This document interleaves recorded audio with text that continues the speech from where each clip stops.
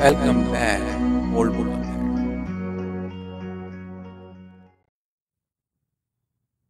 जय हिंद दोस्तों, आपका स्वागत है हमारे चैनल ओल्ड बुक अकेडमी में।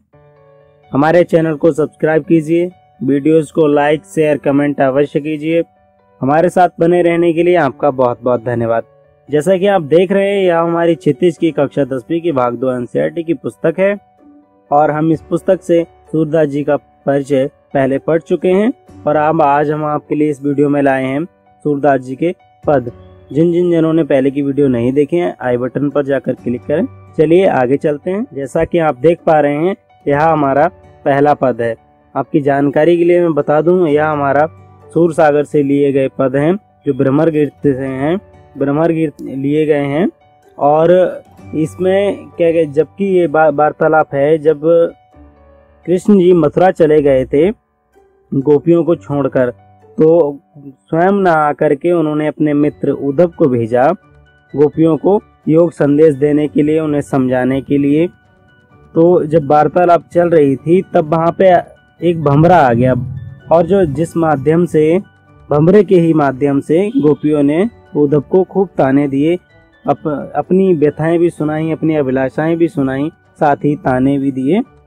तो इन पदों के माध्यम से हम यही जानेंगे कि किस तरह का पद में बताया गया है कि क्या उन्होंने योग संदेश दिए, क्या उनकी गोपियों की जो हैं अभिलाषाएं रहेंगी, क्या क्या परेशानियां, वो सब इन्होंने बताई हैं। चलिए पद के माध्यम से जानने का प्रयास करते हैं।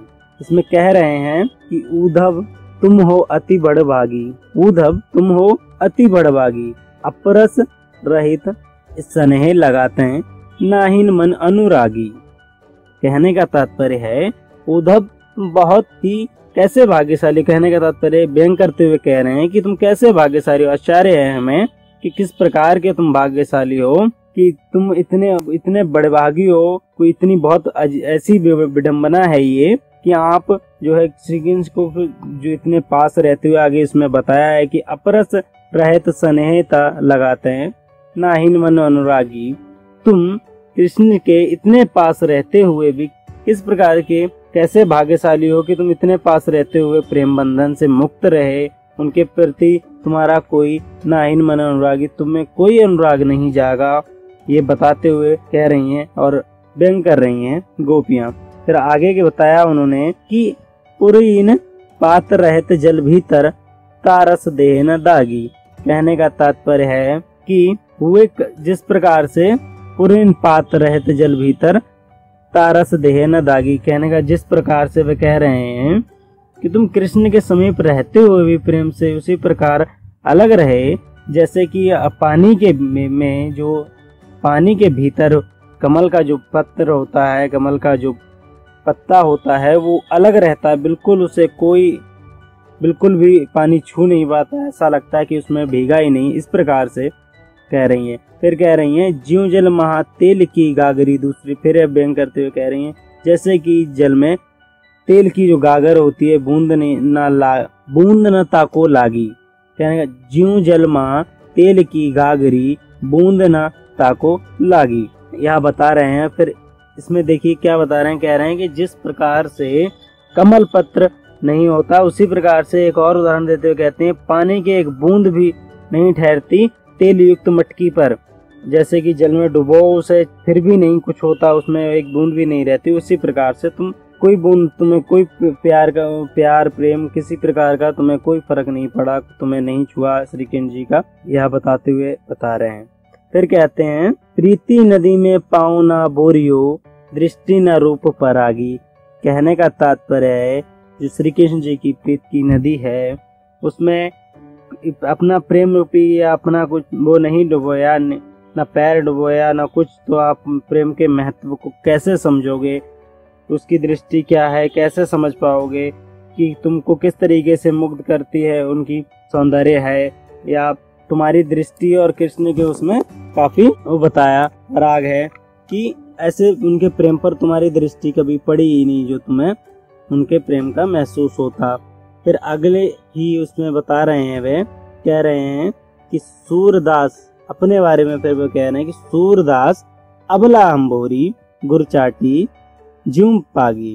कहने का तात्पर्य है एक हम हैं भोली भाली सी अबलाएं हैं, गोपियां अपने आप को बता रही हैं कि हम भोली भाली अबलाएं हैं, उस प्रकार से उलझे हैं उनके प्रेम में, जैसे कि कोई चींटियां गुड़ में उलझ जाती हैं, आसक्त रहती हैं, निकल नहीं पाती हैं, उसी प्रकार से हम उनके प्रेम में बंधे हुए हैं, उलझे हुए हैं। फिर भी हम अलग और हम चिपटे हुए हैं, लेकिन फिर अलग होना ही चाहते हैं, लेकिन नहीं हो सकते। ये कहने का तात्पर्य है। ये हमारा पहले पद में समझाया गया है, बताया गया है। चलिए आगे दूसरे पद में देखते हैं। जैसा कि आप देख पा रहे हैं यह हमारा दूसरा पद है। चलिए समझते हैं और पढ़ते हैं। इसमें कह रहे हैं कि मन ही मांझ रही, कहने का तात्पर्य जो मन की बातें हैं, मन की जो चीजें हैं वो मन में ही रह गईं। कहीं जाइन कौन पे उधो, नाहिन परत कही। कहने का तात्पर्य है कि जो मन की थी वो तो मन में रह गईं, अब कह रहे हैं कि अपने मन की व्यथा, जो इतनी भी जो है उनकी व्यथा परेशानी, उसको किससे जाके कहें, किसको अपनी प्रेम की पीड़ा सुनाएं, किसके सामने प्रकट करें, यह ये बता रही हैं। न किसी के सामने कह सकते हैं, न बता सकते हैं। फिर आगे उसमें बता रहे हैं कि अबधि आधार आस आवन की, तन मन व्यथा सही। उनका कहने का तात्पर्य है कि जो अवधि थी, इतने समय से वो इंतजार कर रही हैं सारी गोपियां अब अपनी व्यथा सुनाने को श्री कृष्ण जी को। वो अवधि इतना जो था जीने का आधार तो बना, लेकिन बहुत सहन किया उन्होंने इस बीच में। और अब जो अब वो कह रहे हैं कि आयन जोग संदेश में बता रहे हैं कि तुम आए हो, अब इन जोग संदेशनी सुन विरहीन बिरहा दही। कहने का तात्पर्य है कि इतने आपके जो योग, जिस तरीके से आप सुना रहे हो, योग संदेश दे रहे हो, इनसे हम परेशान हो गए हैं। एक प्रकार से बहुत हमने सुना, सहन कर रहे हैं। और बताते हुए वो कह रहे हैं कि बहनें, हमारी जो पुकार है उसकी कोई वो नहीं है, योग की धारा बहने लगी है, लेकिन हमें फिर भी इनसे कोई वो हमें समझ कुछ नहीं आ रहा है। हमारी जो आशा है वो पूर्ण आशा है, जितने भी दिन हो, एक से दिन अवश्य हो, कुछ भी हो, हमें हमारी पीड़ा है उसको शांत करने आएंगे। हमें ऐसा उनका आवास है, उनको है विश्वास कि एक दिन आएंगे कृष्ण और उनकी जो भी पीड़ा है उसको शांत करेंगे, सुनेंगे उनकी बातें, तब हम वो फिर से अपनी व्यथा सुनाएंगे।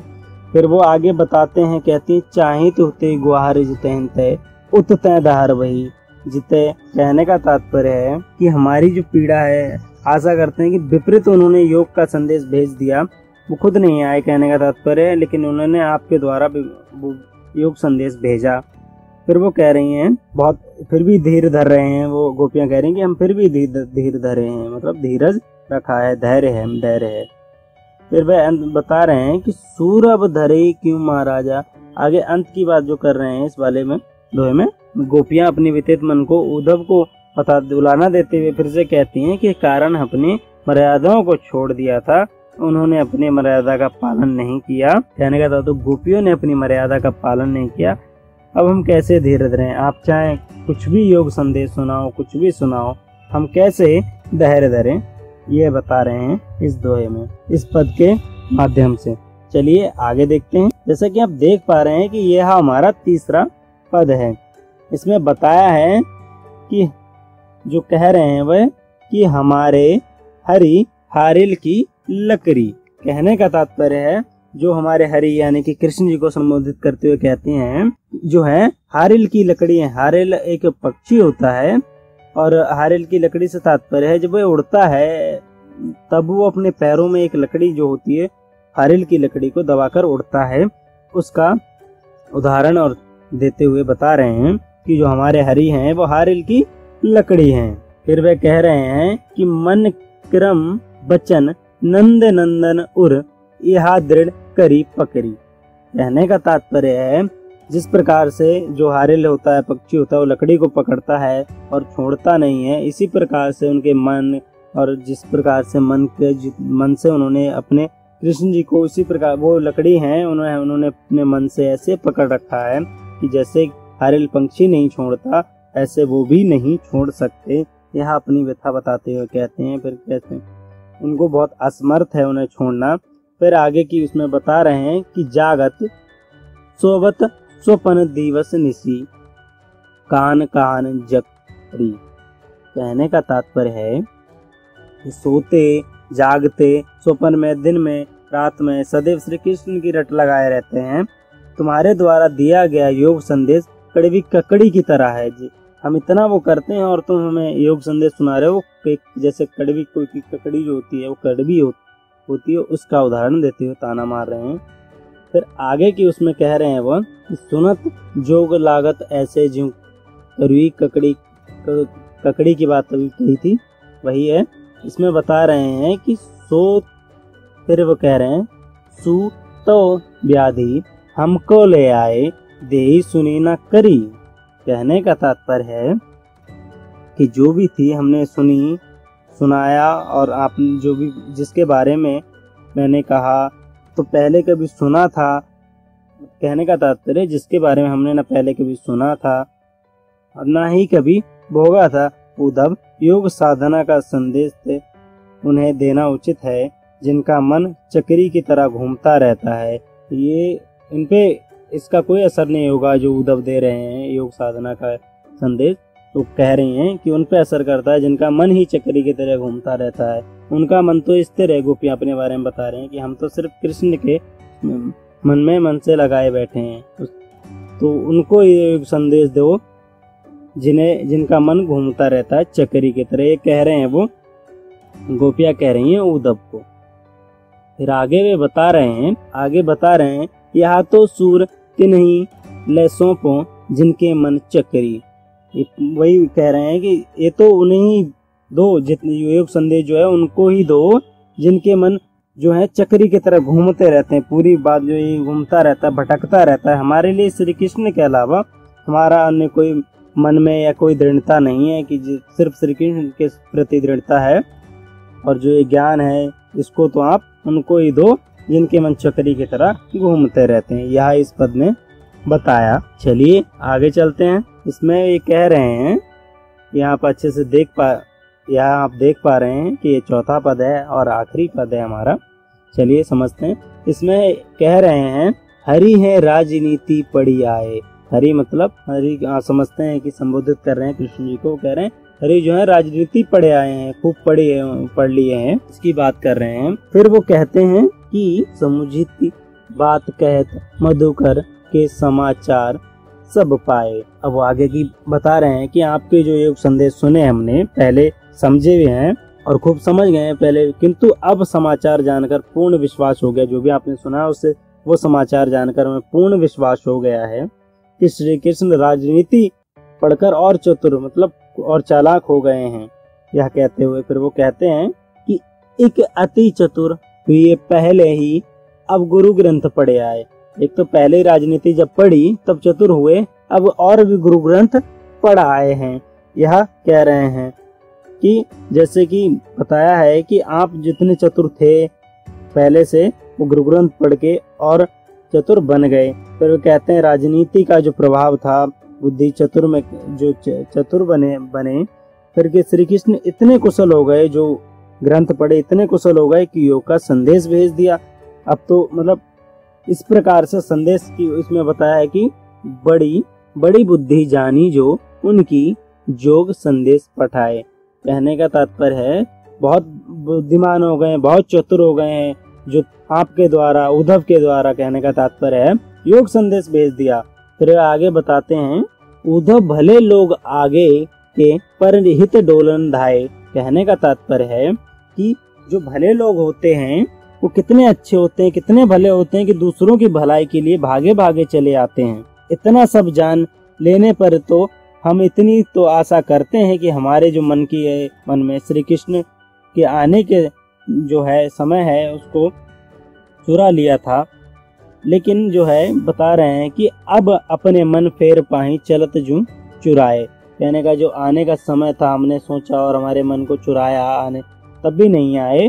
फिर वे कह रहे हैं त्यों, इसमें वे बता रहे हैं तय क्यों अनीति करे आपुन जय और अनीति छुड़ाए। कहने का तात्पर्य है कि किस प्रकार से जो है श्री कृष्ण आते समय पुनः जो अनीति कर रहे हैं, अन्याय कर रहे हैं और दूसरों को अनीति से बचा रहे हैं और खुद अनीति कर रहे हैं, इसको कैसे छुड़ाएं, कह रहे हैं। फिर आगे बता रहे हैं, ये हमारा जैसा कि आखिरी पद है और आखिरी इसमें बताया है, कह रहे हैं राज धर्म तय कहे सुर जो प्रजा ना जानी सताए।